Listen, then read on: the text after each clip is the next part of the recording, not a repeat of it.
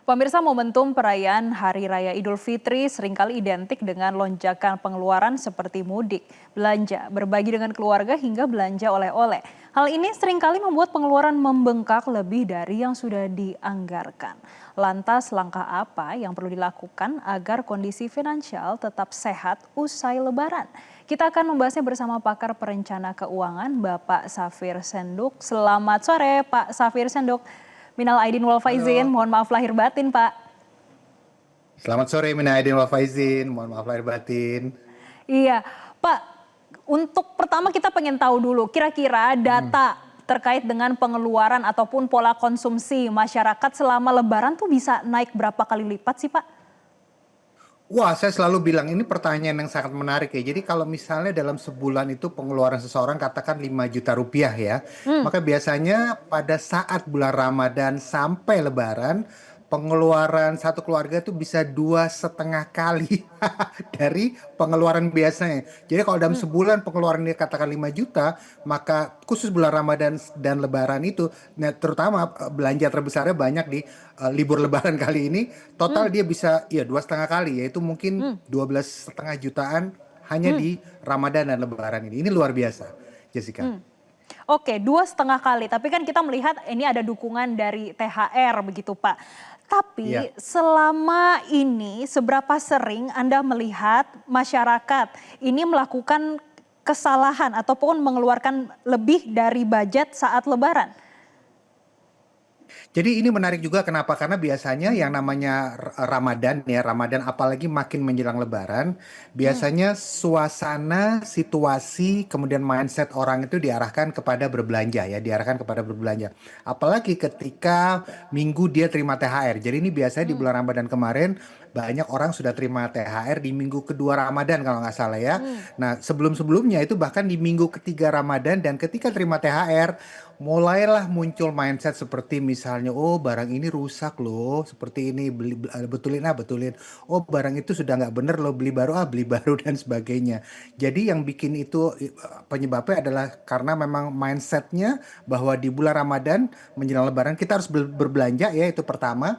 Kemudian kedua adalah semua orang berbelanja ya, semua hmm, orang beli sesuatu dan semua produsen sedang mempromosikan sesuatu. Mereka melakukan promosi dengan lengkap dengan diskon-diskonnya mungkin, kemudian lengkap dengan pembayaran pay later yang sangat memudahkan.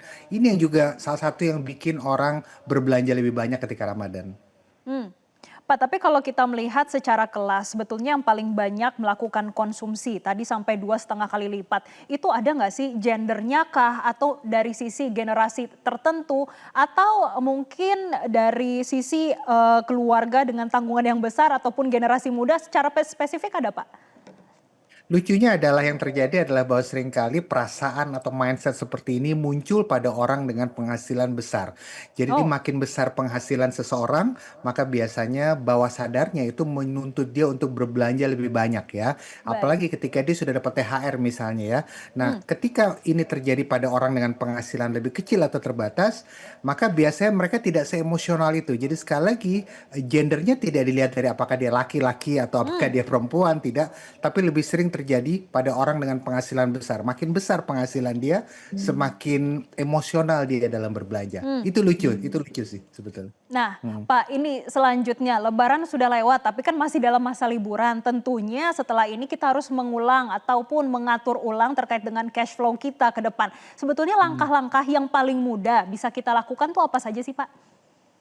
Yang pertama adalah lihat dulu dalam seminggu ke depan ini, lihat lagi apakah ada dana darurat kita yang harus kita isi lagi. Karena biasa yang terjadi adalah di bulan Ramadan kemarin ada banyak sekali dari kita yang menghabiskan dana darurat kita untuk kita pakai berbelanja, untuk kita pakai hal-hal yang mungkin kita anggap itu darurat. Apalagi Hmm, begitu ada yang namanya Lebaran kan, kita menganggap semua hal makin lama makin darurat gitu ya. hmm, Jadi lihat lagi jumlah dana darurat kita, kalau kosong kita isi lagi. Dari mana? Sebenarnya Jessica, sekarang ini kan tanggal-tanggal berapa nih? Mungkin 22, mungkin ya sekarang udah tanggal 22, mungkin sebentar lagi kalau nggak salah ada gajian tanggal 25 atau tanggal 30, ambil dari situ isi lagi dana darurat itu yang pertama. Hal kedua yang mesti dilakukan adalah dalam 2 minggu ke depan, stop dulu pengeluaran belanja yang sifatnya impulsif. Stop dulu, berhenti dulu. Jangan ambil keputusan besar, jangan ambil perbelanjaan besar-besaran di 2 minggu ke depan ya. Stop dulu. Kenapa? Biar yang kemarin reda dulu, biar yang kemarin tenang dulu. Nah, barulah dari situ kita bisa berpikir ulang apa yang akan kita lakukan. Jadi dua hal menurut saya yang penting sekali, isi lagi jumlah dana darurat, kemudian stop dulu belanja impulsif selama 2 minggu ke depan. Dan yang ketiga, lihat lagi tanggal berapa kita mendapatkan income. Kapan lagi kita dapat income? Next, kapan lagi kita dapat income? Dari situ kita bisa tahu cash flow uang masuk ke kita berapa dan kapan kita bisa ngisi dana darurat ya. Contoh misalnya, beberapa dari kita itu gajian tanggal 25 misalnya. Ya sudah, gajian tanggal 25 isi lagi dana daruratnya. Beberapa di antara kita mungkin freelancer Jessica. Freelancer itu artinya dia bisa dapat penghasilan berkali-kali dalam 1 bulan. Lihat Baik. tanggal berapa dia bisa kira-kira dapat penghasilannya, baru dari situ dia isi lagi. Oke, baik. Terima kasih Bapak Safir Senduk, pakar perencana keuangan sudah memberikan insight-nya dan juga berbagi tips bagi pemirsa Newsline Metro TV. Jelajahi cara baru mendapatkan informasi. Download Metro TV Extend sekarang.